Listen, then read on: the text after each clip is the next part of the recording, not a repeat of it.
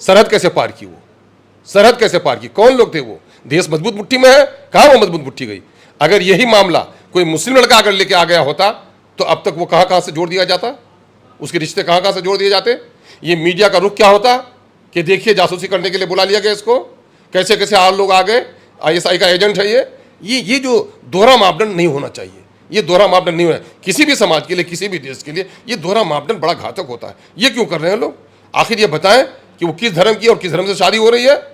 अगर ऐसा होता, कोई लड़की नॉन मुस्लिम होती और मुसलमान के साथ होता, क्या कहते हैं, लव जिहाद है। किसी ने मजाक में कहा कि साहब किसी की बकरी बच्चा न दे, मुर्गी अंडा न दे, गाय दूध न दे, घर में बच्चा न हो, तो उसके लिए भी मुसलमान को जिम्मेदार ठहरा देगा। ये तो बड़ी पागलपन वाली बात है। देश में महंगाई बेशुमार है, सरकार के लोग कह रहे हैं कि अमृतकाल है। इसी बीच असम के मुख्यमंत्री हेमंत बिस्वा का एक बयान आता है कि जो महंगाई है उसके जिम्मेदार मियाँ मुसलमान हैं। हालांकि जिस संदर्भ में उन्होंने कहा था कि वो वहाँ जो व्यापारी हैं सबसे ज़्यादा संख्या में मुसलमान ही हैं, तो उनको ही जिम्मेदार ठहराया जा रहा है। इस वक्त हमारे साथ AMIM के प्रदेश अध्यक्ष अख्तरुल ईमान साहब हैं। इनसे हम बातचीत करेंगे और जानेंगे कि क्यों इस मुसलमानों को जिम्मेदार ठहराया जा रहा है। देखिए, बीजेपी के लोगों के लिए ये कोई नई बात नहीं है। ये हिंदू मुस्लिम जात मज़हब, मंदिर मस्जिद, गाय, कब्रिस्तान, पाकिस्तान, यही इनके इशूज़ हैं। अगर ये इनके पॉलिटिकल डिक्शनरी से ये शब्द निकाल दिए जाएं तो बिन पानी के जिस तरह से मछली तड़प तड़प कर मर जाती है, इनकी सियासी जो दुकान है वो भी बंद हो जाएगी। मामला ये है कि सब्जियों का महंगा होना, एक बात आती है, जो फूड ग्रेन है, चावल है, गेहूं है, इसको तो आदमी स्टोर करके रख सकता है, लेकिन सब्जियों को बहुत देर तक कोई स्टोर करके भी नहीं रख सकता। वो तो आना है, खेत से आना है, मंडी में जाना है और बावर्ची खाने तक पहुंचना है उसको। तो इसका कहाँ से जिम्मेदार हो गया मुसलमान? ये बात तो समझ में नहीं आती। क्योंकि सरहद पे तनाव है, लगता है देश में चुनाव है, किसी कवि ने कहा था। तो ये 24 और 25 के इलेक्शन को जीतने के लिए ये लोग तनाव पैदा नहीं करने का इस तरह के जुमले ये लोग बोल रहे हैं, और उसी की वो है कि कहीं ना कहीं से भी आने वाले इलेक्शन को भी ज़ात मज़हब से जोड़ दिया जाए और सियासी रोटी सीखी जाए। भाई, मुसलमानों को NRC के मामले में, NPR के मामले में कितना परेशान आपने किया, निकला क्या? खुदा पहाड़ निकली चोहिया, ज़्यादा लोग नॉन मुस्लिम ही निकले वहाँ पर भी। ये मुसलमानों को टारगेट करके इस तरह का बयान देते ही रहते हैं। ये फजूल का बयान है। किसी ने मजाक में कहा कि साहब किसी की बकरी बच्चा न दे, मुर्गी अंडा न दे, गाय दूध न दे, घर में बच्चा न हो, तो उसके लिए भी मुसलमान को जिम्मेदार ठहरा देगा। ये तो बड़ी पागलपन वाली बात है। अच्छा, देश में जो है इस वक्त एक चर्चा और बहुत तेज़ी से चल रहा है UCC को लेकर पिछले कई दिनों से। हालांकि ये तो उसके जो मैनुअल में था उसी वक्त से कि UCC लागू करेंगे पूरे देश में। एक तरफ देश में UCC लागू करने की बात कही जाती है, उसके बाद देश के जो गृह मंत्री हैं उनका कहना है कि जो जनजातीय हैं, आदिवासी हैं, उनके लिए हम अलग से विचार करेंगे। यूनिफॉर्म का मतलब हुआ 100% लोगों का एक रंग रूप में ढल जाना, है ना। तो फिर जब इसमें से निकाले तो फिर यूनिफॉर्म क्या हुआ? तो ये कहें कि 80% लोगों के लिए, 90% लोगों के लिए, कितने लोगों के लिए यूनिफॉर्म लाना चाहते हैं? ये दरअसल मैंने जो बात कही है वो यही है कि दरअसल इनके जो तुरुप के पत्ते थे वो इनके ख़त्म हो गए हैं। ये दरअसल मजहबी मुनाफरत से ही, ज़ात पात और दंगे के नाम पर ही, मंदिर मस्जिद के नाम पर ही गद्दी पर आए हैं।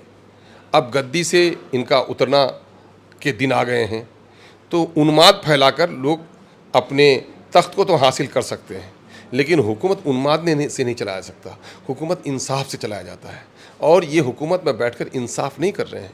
और नतीजा ये हो रहा है उस नाइंसाफ़ी की वजह से जो बेरोज़गारी बढ़ी है, तेल की कीमत बढ़ी है, किसानों की फसलों की कीमत चौपट होकर रह गई है, नौजवान जो बेरोज़गार हो गया है, हुकूमत छटपटा रही है कि एक भी कोई काम ऐसा नहीं है जो आवाम के सामने में पेश कर सकें कि मैंने ये काम जनहित में किया है। इनके पास लोगों के सवाल का जवाब नहीं है। ये गोदी मीडिया है। राम मंदिर तो जनहित में है ना लोगों के। अब वो जनहित में है कि कुछ लोगों के धर्महित में है? और क्या जो राम का आस्था जो लोग रखते हैं बेरोजगार नहीं हुए? क्या पेट्रोल उनको सस्ते कीमत में मिल रही है? वो तो कह रहे हैं पेट्रोल हम खरीद लेंगे महंगा, लेकिन नहीं कहते, लेकिन देश में डंका बजना चाहिए मोदी जी। नहीं, गलत फहमी में आपके शिकार हैं आप।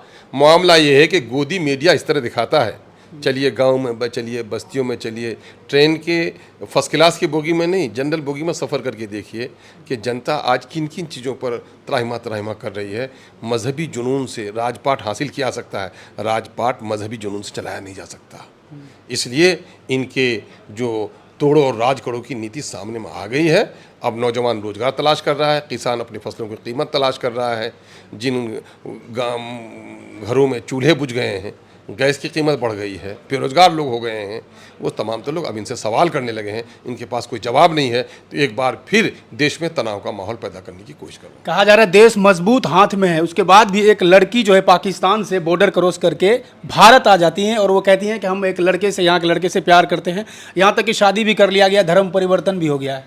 अच्छा, ये बात बताइए, अभी जो गोदी मीडिया के लोग ये बदचलन भाभी को लेकर के इस तरह से खूब वो कर रहे हैं, बदचलन भाभी यकीनन है कि जो शोहर को छोड़कर इस तरह से आ जाए, बच्चों के पिता को छोड़कर आ जाए, उसके चलन को सही कहा जा सकता है क्या? कहेंगे नहीं। कोई चाहेगा कि मेरी बेटी ऐसा करे? कोई चाहेगा कि मेरी बहन ऐसा करे? क्या इस चलन को पवित्र चलन कहा जा सकता है क्या?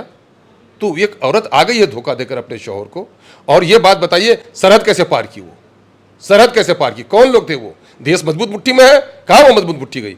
अगर यही मामला कोई मुस्लिम लड़का अगर लेके आ गया होता तो अब तक वो कहाँ से जोड़ दिया जाता, उसके रिश्ते कहाँ से जोड़ दिए जाते? ये मीडिया का रुख क्या होता कि देखिए जासूसी करने के लिए बुला लिया गया इसको, कैसे कैसे और लोग आ गए, ISI का एजेंट है ये जो दोहरा मापदंड नहीं होना चाहिए, ये दोहरा मापदंड नहीं होना किसी भी समाज के लिए, किसी भी देश के लिए। ये दोहरा मापदंड बड़ा घातक होता है। ये क्यों कर रहे हैं लोग? आखिर ये बताएं कि वो किस धर्म की और किस धर्म से शादी हो रही है।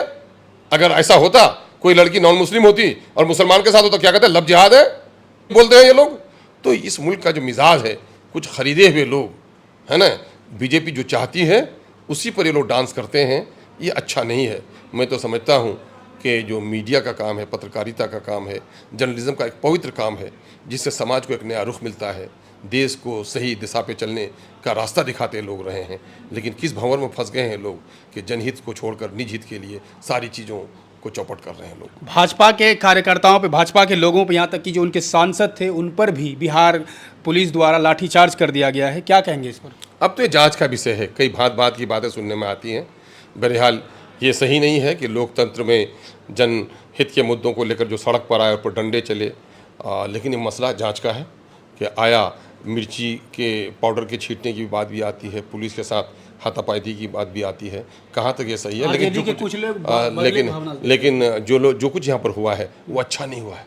इससे पहले भी ये घिनौनी तारीख और लिखी गई, बिहार की असेंबली में पुलिस को बुलवा करके विधायकों को पिटवाया गया, और उसको क्या कहिएगा, इस जो एजिटेशन में जो शामिल नेता थे हमारे अपोजिशन के जो लीडर हैं इस वक्त वो बिहार की विधानसभा के अध्यक्ष थे, उसके ज़माने में हुआ, तो वो भी एक शर्म की बात थी, ये भी एक शर्म की बात है। चलिए, बहुत बहुत शुक्रिया। इस वक्त हमारे साथ बिहार प्रदेश अध्यक्ष अख्तरुल इमान साहब थे। तो देखा आपने किस तरह से इन्होंने अपनी बात रखी। देखते रहिए प्राइम अड्डा, मिलते फिर किसी अगले वीडियो में, तब तक के लिए शुक्रिया।